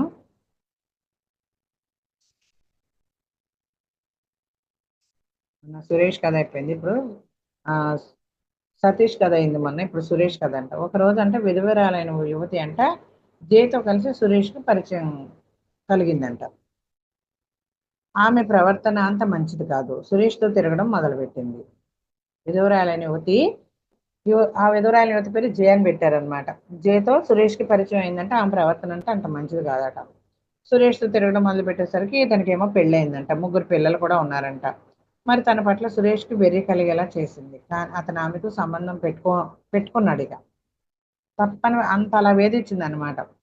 ఒక అపార్ట్మెంట్ కూడా ఇస్తానని అన్నాడు. జేకు ఇతరులతో కూడా సంబంధాలు ఉన్నాయి. ఇతనితో కాకుండా ఇతరులతో కూడా సంబంధాలు, కానీ సురేష్కి అవేమీ తెలియవు. ఆమెతో పిచ్చి ప్రేమలో పడి ఆమెకు బానిసగా మారిపోయాడు. జేకి సురేష్ డబ్బు నగలు ఇస్తుండేవాడు. ఒక స్త్రీ కోసం సురేష్ డబ్బు వృధా చేస్తున్నాడని అతని తండ్రికి తెలిసింది. సురేష్ సదాత్మని, అతనికి అమ్మాయిల బలహీనత ఉందని ఆయనకు తెలుసు. తను మంచోడే, కానీ అమ్మాయిల బలహీనత ఉంది. అది ఈమె ఎరగా వేసింది అనమాట ఆ బలహీనతని, ఎందుకంటే అతను డబ్బు దోచుకోవటానికి. జే చాలా నేచురాలు, ప్రతీకారేచ్ఛ కలిగింది. సురేష్ పైన అతని కుటుంబం పైన ప్రతీకారం తీర్చుకోవాలనుకుంది. నేను ఇంత అంటే మనకి ప్రతీకారానికి మంచిగా చెడుకు తెలియదు, మానవులకి తెలియదు అన్నారు కాబట్టి ఆ ఈర్ష అంటే ఏంటో ప్రతీకారం ఏంటో మంచి చెడు మనకి తేడా లేదని చెప్పారు కదా. ఆ తేడా తెలియటం కోసమే ఈ కథ. ఈర్ష అసూయ ద్వేషం ఈ వేరు, ప్రతీకారం వేరు. ఆ తేడా తెలియటం కోసమే మనకి ఈ కథ చెప్తున్నారు అనమాట. ఆమెకు అయితే జయ అయితే చాలా నీచురాలు కదా, ప్రతీకారేచ్ఛ కలిగింది కదా. ఈ అబ్బాయి అయితే సదాత్మే అంట. కాకపోతే ఈ సురేష్ ఏం చేశాడు, తన తప్పు తెలుసుకున్నాడు అనమాట. అయితే సురేష్ని మందలించాడు. అతని తండ్రికి తెలిసింది కదా సురేష్ సదాత్మే కదా, తనకి అమ్మాయిల బలహీనతే కదా ఉంది, ఆయన తెలుసు కాబట్టి సురేష్ని మందలిచ్చాడు అనమాట. ఇట్లా మంచిది కాదు నాయన, ఇలా చేయొద్దు అని చెప్పి మందలించి ఏం చేశాడు, ఈ ఇంటి మీద తన వంటి మీదకి తెలివి వచ్చేలా ఏదో ప్రయత్నం చేశాడు. మొత్తానికి సురేష్కి తను ఎంత తప్పు చేశానో అర్థమైంది. సదాత్మ కాబట్టి అర్థం చేసుకున్నాడు. జయతో అన్ని సంబంధాలు తెగతంపులు చేసుకుని, జయ చాలా నీచురాలు, ప్రతీకారేచ్ఛ కలిగింది కాబట్టి సురేష్ పైన అతని కుటుంబం పైన ప్రతీకార తీర్చుకోవాలనుకుంది కాబట్టి, నేను ఇంతకు ముందు చెప్పినట్లుగానే ఆమెకు చాలా మంది ప్రేమికులు ఉన్నారు కదా, ఒకరి వలన గర్భవతి కూడా అయిందంట. బాగా పేరున్న ఆసుపత్రిలో గర్భధారణ పరీక్ష చేయించుకుని ఆమెకి గర్భం వచ్చినట్లుగా ధ్రువపత్రం కూడా తీసుకుంది. ఆ పత్రాన్ని తీసుకొని సురేష్ వదిలించేసుకున్నాడు కదా, తండ్రి వదిలించాడు కదా, వదిలేశాడు కదా. అప్పుడు అది పట్టుకొని ఎవరి వల్ల చాలా మందితో ఉన్నాయి కాబట్టి ఎవరి వల్ల గర్భవతి అయిందో తెలియదు, కానీ వీళ్ళ మీద వదిలించుకున్న డబ్బున్న వాడు జారిపోతే ఎలాగా, కాబట్టి ప్రతీకారం తీర్చుకోవాలని కక్ష కట్టి ఎవడి వల్ల కడుపు అయితే ఆ డాక్టర్ దగ్గరికి వెళ్ళి కన్ఫర్మ్గా గర్భవతిని అని కన్ఫర్మ్ లెటర్ ఒక సర్టిఫికేట్ తీసుకొని ఈ సురేష్ మోసం చేశాడని చెప్పి తనతో సంబంధం పెట్టుకొని ఇట్లే చేశాడని తల్లిదండ్రులకు భార్యకు చెప్పింది అనమాట. ఇప్పుడు తన గర్భవతిని కూడా చెప్పింది. వాళ్ళకి ఆసుపత్రి వాళ్ళు ఇచ్చిన ధ్రువపత్రం, సురేష్ తన పేరు మీద అపార్ట్మెంట్ తీసుకోవడానికి ప్రయత్నించిన కాగితాలు ఇవన్నీ ఉంటాయి కదా. అంటే చెడ్డ పని చేసినప్పుడు ఏదైనా తేడా వస్తే ఇవన్నీ దాచుకుంటారు వీళ్ళు. రుజువులు సాక్ష్యాలు వాళ్ళకి ఎన్నైనా పథకాలు ఉంటాయి చెడ్డ పని చేసే వాళ్ళకి. మంచి వాళ్ళకి పప్పులో కాలేస్తూ ఉంటారు తెలివి వచ్చేదాకా. అయితే చూపించిందంట. సురేష్ తల్లికి ఇదేమీ తెలియదు. ఆమెది బలహీనమైన గుండె కనుక ఆమెకు సురేష్ తండ్రి ఏమీ చెప్పలేదు. అంటే తనకు కొంచెం సెన్సిటివ్ కాబట్టి సురేష్ తండ్రి వాళ్ళ తల్లికి చెప్పలేదన్నమాట ఇవన్నీ. సురేష్ భార్య కూడా ఇవేమీ తెలియదు. తండ్రికి ఒక్కడికే తెలిసి తండ్రే మార్చుకున్నాడు కాబట్టి భార్యకి కానీ తన కోడలికి కానీ ఏం చెప్పలేదు వాళ్ళ నాన్న. దీంతో సురేష్ తల్లికి జీవితంలో ఎప్పుడూ లేనంత విభ్రాంతి కలిగేసింది, ఆశ్చర్యం కలిగింది అనమాట. ఆ రాత్రి ఆమె చనిపోయింది. అలా బలహీనంగా అయిన గుండె కాలేదు కాబట్టి చెప్పలేదు. మొత్తానికి ఆమె అలా చనిపోవాలని ఉందేమో. ఈ విషయం తెలిసేసరికి పెద్ద ఆవిడ కదా చనిపోయింది అనమాట. సురేష్ భార్య కూడా దీన్ని తట్టుకోలేక అత్తగారి అంత్యక్రియలు కాగానే పిల్లల్ని తీసుకుని సురేష్ని వదిలేసి వెళ్ళిపోయింది. అమ్మ భార్య కూడా. సురేష్ అతని తండ్రి దీంతో కుంగిపోయాడంట. ఆయన తండ్రి, సురేష్ తండ్రి తమని తాము నియంత్రించుకోవటం వారికి కష్టమైంది, సురేష్కి అతని తండ్రికి. వాళ్ళు జేని చంపాలనుకున్నారు. చూడండి, మంచి వాళ్ళు కూడా ఇలా చేసింది కాబట్టి భార్య వెళ్ళిపోవడానికి కారణమైంది, ఇతనికేమో భార్య చనిపోవడానికి కారణమైంది. తండ్రి కొడుకులే మిగిలేరు. ఆ బాధతో ఏం చేయాలో అర్థం కాక మంచితనం కూడా ఒక్కొక్కసారి ఇలా ప్రతీకారాన్ని కోరుకుంటుంది అనమాట. కాబట్టి చంపాలనుకున్నారంట. తమ జీవితాలను నాశనం చేయడమే కాక ఇంకా అపార్ట్మెంట్లు, డబ్బు కూడా అడుగుతుంది. అంటే అవి తీసుకునేది సరిపోలా, ప్రతీకారం తీర్చుకుంది, కానీ ఇంకా డబ్బులు, అపార్ట్మెంట్లు ఇంకా కావాలని అడుగుతుందట. ఆమెను చంపాలని ప్రణాళిక చేశారు. వాళ్ళు సదాత్మక అలవారే, కానీ ఈ గౌరవము, ఈ అగౌరవము ప్రీతములను కోల్పోవడం వారిని ప్రతీకారానికి పురికొల్పాయి. ఎవరు శాడిస్ట్ లాగా ప్రతీకారంగా మెంటల్గా మారిపోరండి, పరిస్థితుల ప్రభావమే. దయచేసి వాళ్ళు ఎందుకు అలా ఉన్నారో అలాంటి వాళ్ళని ఆదరించి వాళ్ళకి నచ్చ చెప్పి మంచి మార్గంలో పెడదాం. పుట్టుకతోనే ఎవరు మెంటల్ వాళ్ళు అయిపోరు, పుట్టుకతోనే ఎవరు ప్రతీకారం తీర్చుకోవాలనుకోరు, శాడిస్టులు అయిపోరు. నక్సలైట్లు వీళ్ళని కూడా మనం ధ్యాన మార్గంలోకి ఎందుకు రప్పిస్తున్నాం? మా ఇల్లందు వెంకటేశ్వరరావు గారు అంటే నక్సలైట్ అంట. ఆయనే చెప్తాడు, ఆయన అనుభవాలు, ధ్యాన అనుభవాలు చెప్పమంటే. మరి ఎందుకు మారారు? జైల్లో ఖైదీలు ఎందుకు మారారు? పుట్టుకతో ఎవరు చెడ్డవాళ్ళు కారు, పిచ్చోళ్ళు కారు, మెంటల్ వాళ్ళు కారు, కాబట్టి సైకోలు కారు. పరిస్థితుల ప్రభావమే వాళ్ళని అలా మారుస్తుంది. చూడండి ఇక్కడ ఎంత వివరంగా ఇచ్చారో. కాబట్టి వీళ్ళు అంటే మంచి వాళ్ళు కూడా ఎలా మారిపోతారో చూడండి. దీనివల్ల కుంగిపోయారు అనమాట. ఈ అదృశ్య ప్రతీకారానికి అందరూ కోల్పోయారు కదా. ఆ భార్యని ఏమో, తల్లిని కోల్పోయాడు, భార్య ఏమో వెళ్ళిపోయింది. ఇక్కడ కోడలు పిల్లల్ని తీసుకొని వెళ్ళిపోయింది, అక్కడ భార్య చనిపోయింది. ఆ తండ్రి కొడుకులు ఇద్దరు ఇక సదాత్మైనా సరే ప్రతీకారానికి పురికొల్పోయాయంట పరిస్థితులు. అదృష్టవశాత్తు సద్గుణ సంపన్నుడైన వారి మిత్రుడు ఒకడు సంతాపం ప్రకటించడానికి, చూసారా పక్కన ఉంటారు కదా దేవతలు, చెప్పుకున్నాం కదా ఇందాక, సదాత్మలు మనకు కనపడకుండా అలాగా మిత్రుడు, స్నేహాన్ని కలిగించో, ప్రేమ నిరూపించో, ఇవన్నీ చేస్తారు కదా దైవదూతలు, దేవుడికి హెల్ప్ చేసేవాళ్ళు మన పక్కనే ఉంటారు. అలాగే ఫ్రెండ్ రూపంలో వచ్చాడు అనమాట. వాళ్ళకి అదృష్టం ఉంది ఇంకా, అంటే ఎందుకంటే వాళ్ళు మంచోళ్ళే, కానీ పరిస్థితుల వల్ల అలా తయారు. అప్పుడు ఎవరో ఒకడే హెల్ప్ చేస్తారనమాట. అతను అన్నాడంట, సంతాపానికి తెలియజేయడానికి వచ్చి అతను అన్నాడంటే, సురేష్ అతని తండ్రి ఈ కథ అంతా చెప్పి ఏమను చంపాలనుకున్నామని అతనితో మొత్తం ఉన్నదంతా చెప్పేశారు, ఫ్రెండ్ కాబట్టి. వారి స్నేహితుడు ఇలా చెప్పాడంట, చూడండి మిత్రులారా, మీరు ఎంత బాధపడ్డారో ఇప్పుడు ఎంత బాధ అనిపిస్తుందని నాకు అర్థమైంది. కానీ ఈ వృద్ధుడి యొక్క మాట విని మీ ఆత్మను రక్షించుకోండి. మీ ఆత్మలను కిందకి పడిపోకుండా రక్షించుకోండి. ఆమెను చంపడం మీ చేతుల్లో లేదు, అది పూర్తిగా దేవుడి చేతిలో పని. అందువల్ల సర్వశక్తివంతుడైన భగవంతుడి వ్యతిరేకంగా ఏమీ చేయకండి. మీ మంచి పనులతో మంచి చెడు ఆలోచనలు పారద్రోలండి. మీ మంచి మనసులోని నుంచి ఈ చెడు ఆలోచనలు పారద్రోలండి. వాటి వల్ల ఆమె కన్నా మీకే హాని కలుగుతుంది. వీళ్ళు మంచోళ్లే కదా, అలాంటి ప్రతీకారానికి పురిగొల్పకుండా ఆ మిత్రుడు వచ్చి తండ్రి స్నేహితుడు అనమాట, ఈ వృద్ధుడి మాట వినండి అని చెప్తున్నాడు. ఇలా చేస్తే మీరు ఇద్దరు ఎంత కిందకి పడిపోతారు, స్వర్గంలో ఉన్న మీ అమ్మని చూడలేరు. నిజమే కదా. మరి అలా ఆలోచించడం మానేయండి దయచేసి. దీనికి బదులుగా సర్వశక్తిని భగవంతుని సంతోషపెట్టడానికి మరొక పని చేయొచ్చు. ఆమెకు డబ్బు ఇవ్వడం అని చెప్పండి. ఆమెకి చెడ్డ మనిషి కనుక ఆమె గురించి అందరికీ చెప్పండి. డబ్బు ఇవ్వం అని చెప్పండి, ఆవిడికి చెడ్డ మనిషి కాబట్టి డబ్బు ఇవ్వము అని చెప్పి అందరికీ కూడా చెప్పండి. ఇంకొకళ్ళు కూడా మీలా మోసపోకుండా ఇలా చేయండి, కానీ ఆమెను చంపకండి అని చెప్పాడు అనమాట. కనుక అందరికీ చెప్పేయండి, ఆవిడ గురించి డబ్బు ఇవ్వకండి, ఆమెలోని క్రూరత్వాన్ని అందరికీ తెలిసేలా చేయండి. ఇంక ఇతరులు ఎవరు ఆమె చేతిలో మోసపోరు కనుక దేవుడు దీనికి సంతోషిస్తాడు. మీలాగే ఎవరు మోసపోరు కాబట్టి దేవుడు సంతోషిస్తాడు. చూడండి, మన బాధను ఎవరు పడుతున్నారో వాళ్ళకి హెల్ప్ చేయడం వల్ల దేవుడు ఎంత సంతోషిస్తాడో అని నాకు ఇప్పుడే తెలిసింది. ఏమో నాకు తెలియకుండానే నేను ఏదైనా బాధ అంటే వేరే వాళ్ళకి, ఆ బాధలో ఉన్న వాళ్ళకి ఎంతమందినో ఇది చాలా కేసులు వస్తాయి నాకు. చూడండి, పైగా ఆమె బాగుపడే అవకాశం కూడా ఉంటుంది దీనివల్ల. ఆమె ఒకప్పుడు కాకపోతే ఒకప్పుడు అంతరాత్మ బోధ వింటది కదా, ఆమె బాగుపడుతుంది, ఈమె వల్ల ఇంకెవరు పడకుండా, పైగా దేవుడు సంతోషిస్తాడు. కానీ ఈ అమ్మాయిని ప్రతీకారంతో చంపేశారు అనుకోండి, ఆత్మీయులు పోగొట్టుకున్నాం కదా అని బాధతో, అప్పుడు అక్కడ వెళ్ళిన మీ అమ్మని చూడలేరు, అక్కడ స్వర్గంలో ఉన్న మీ అమ్మని చూడలేరు. పైగా భగవంతుడు ఇంకా నిమ్నావరణలో పడిపోతారు. మీరు సదాత్మలే కదా అని చెప్పి ఆ స్నేహితుడు వచ్చి, తండ్రి స్నేహితుడు ఇవన్నీ చెప్పి ఈ మంచి సలహా మార్గదర్శకత్వం సురేష్కి అతని తండ్రికి పాపాత్మలు కాకుండా కాపాడాయి. చూసారా, ఇందాక దేవదూతలు, సదాత్మలు, భగవంతుడి హెల్పర్స్ ఉంటారు కదా, వాళ్ళందరూ మనం ఇవాళ మంచి వారులు చెడు మార్గంలో కూడా పడకుండా ఎలా కాపాడతాయో మనం తెలుసుకున్నాం కదా. మరి జూన్ 14 వచ్చింది, అందరితో ఒకే విధంగా వ్యవహరించలేమంట, అదేంటో రేపు చూద్దాం. ఓకేనా?